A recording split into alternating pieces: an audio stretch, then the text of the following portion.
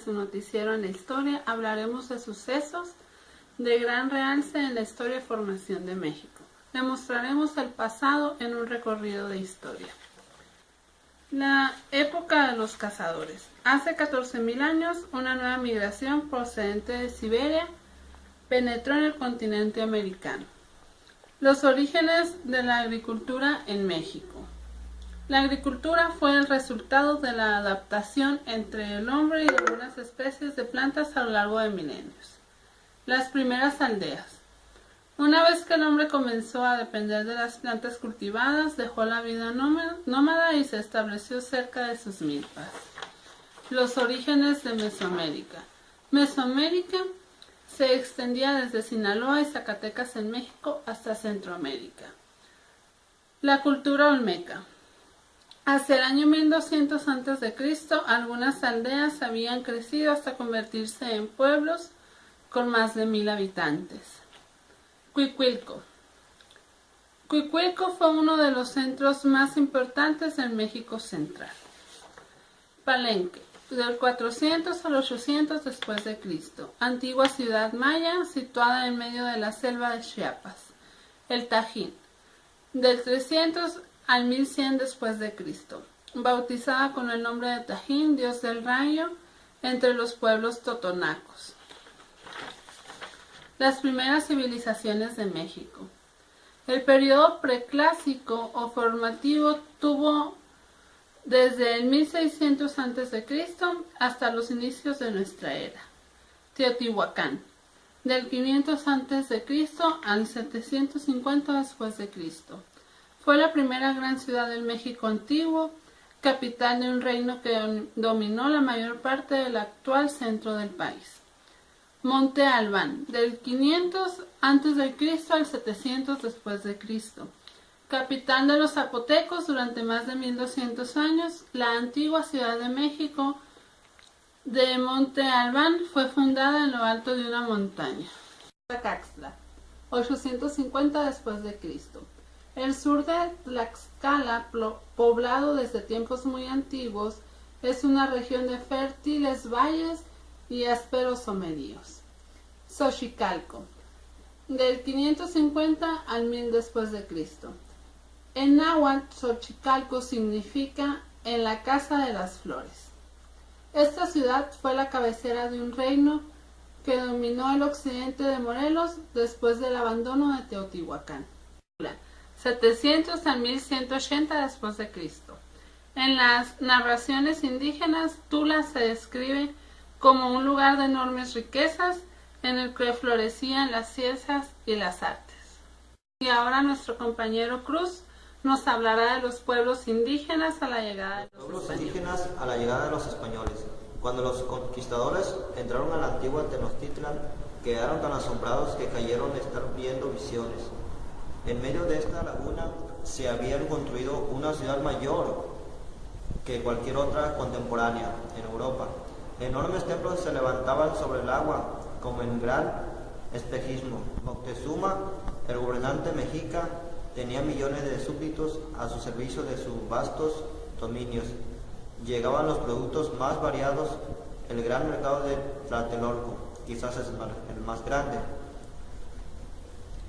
Al poco tiempo, dice, detrás de las riquezas del esplendor estaban las guerras constantes, los sacrificios, los prisioneros y el odio latente de los pueblos.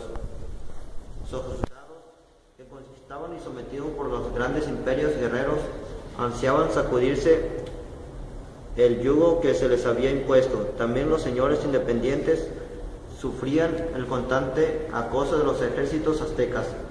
A la llegada de los españoles, varios reinos indígenas tenían en mente la misma idea que los conquistadores: vencer a Tenochtitlan.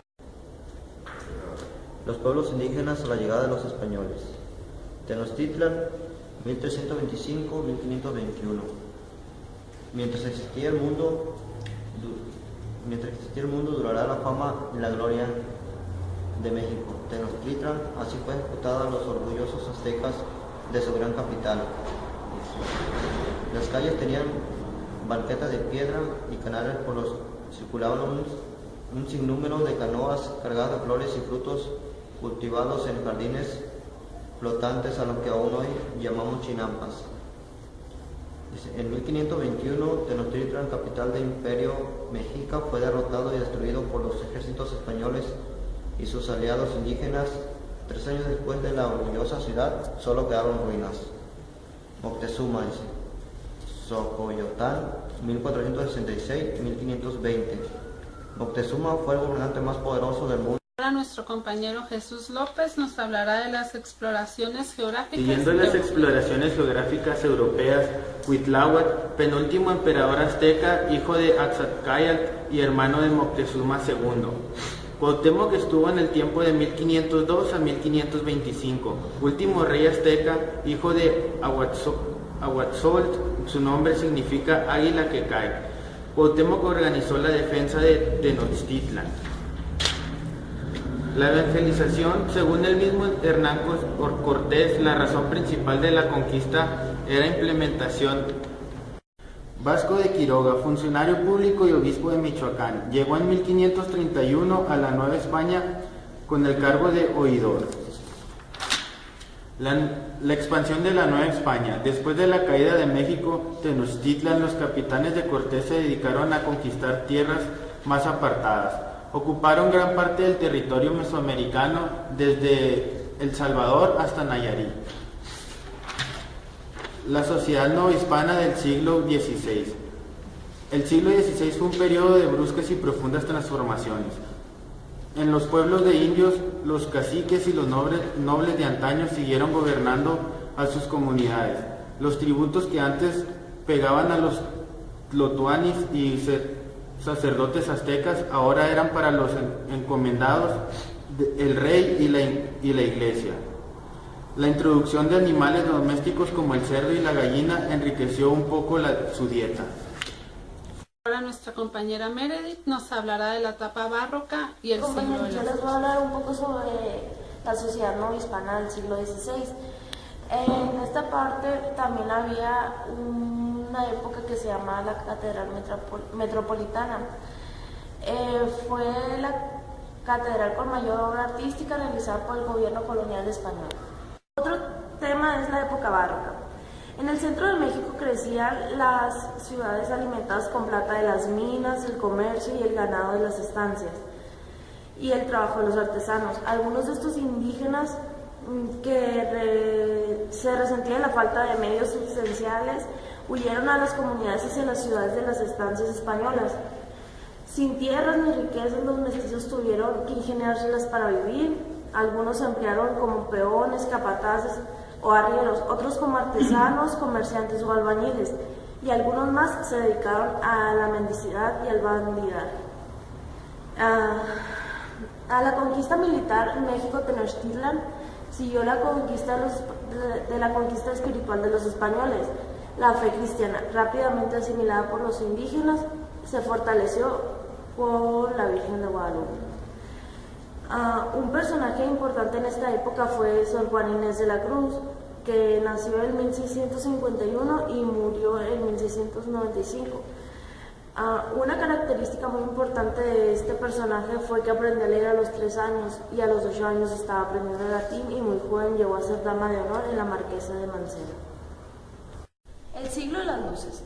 En las cortes novohispanas se privaba el derroche y en la corrupción. Los títulos nobiliarios y los puestos de gobierno se compraban y utilizaban para el enriquecimiento personal. De esto se trató el siglo de las luces. Desde la independencia. Después de 3 siglos de dominio español, en la Nueva España se había formado una nueva nación distinta a la madre patria europea. Y aún más antiguos los reinos indígenas. El virreinato más preciado de la corona española disfrutaba de la riqueza económica nunca vista. 2 personajes importantes en esta época fue Napoleón Bonaparte.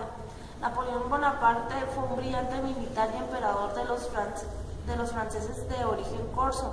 Destacó de la Revolución Francesa al romper el sitio impuesto por los ingleses al puerto de Tolón. Napoleón nació en 1969 y murió en 1821. Otro personaje muy importante de esta época fue Josefa Ortiz de Domínguez. Fue esposa de Miguel Domínguez, corregidor de Querétaro, hija de capital, y nació en 1970. Un personaje importante de esta época fue Josefa Ortiz de Domínguez. Ella nació en 1768 y murió en 1829.